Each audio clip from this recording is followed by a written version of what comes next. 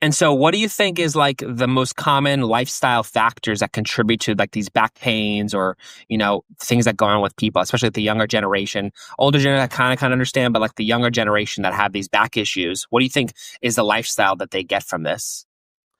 That they get from having back pain? Yeah. A lifestyle that's very limited because they can't do anything they want to do because they have back pain.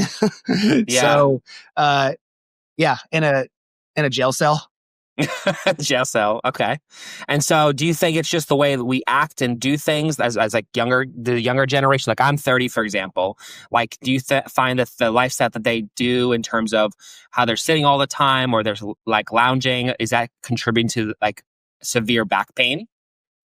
Well, it would be hard to determine if it contributes to severe, Mhm. but lack of movement in general is going to possess increased association with any form of musculoskeletal condition. So, yeah, not moving is going to cause stiffness and pain and deconditioning. Movement's the number one thing that we all need to possess in our lives. Yeah. And so for you, you obviously have done and worked with a lot of people in terms of, chiropractic. Like, what are some things that people can use and apply that's sort of like, okay, like, how can I prevent myself from ever getting these back pains, these hernia, like all this other stuff like that? Like, how can people prevent themselves from getting it? Yeah, I mean, really just moving, honestly, exposing your body to as many different positions as possible because Mm. there's no good or bad movements. There's just the movement you're not prepared for. So people who are going to get herniations and problems, they're going to have a wide degree of movements and positions that they're not prepared for.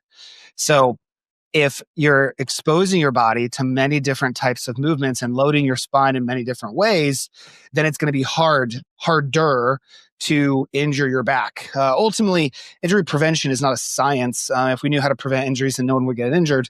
But you can give yourself your best odds by having a strong, resilient spine that's capable of all ranges of motion and not limiting your life and where you're living your ranges. You want to live in as many different ranges as you can. Right. And does your program consist of these exercises or that's just the general thing you think? My program will consist of whichever exercises the person needs the most who's in front of us. So we specialize in low back pain, disc herniation, and sciatica. Mm. Most of the movements are going to focus on those specific things, but each individual who might have those can respond to very different movements and very different processes behind resolving the herniation, getting the pressure off the nerve, and getting them feeling better. So, I mean, we're a movement-based program with education and pain science and mindset work throughout as necessary, but ultimately we're a structured rehab plan. So whatever movements they need are the movements they're getting. Right. And so in terms of the program, what do you find or how do you measure success on your online program and how does it impact their level of activity and like their recovery? Yeah, in any form of physical health care, the measure of success is pain and lifestyle achievement. So either someone getting back to the things they want to do or reducing their pain or ideally both. Mm. Interesting.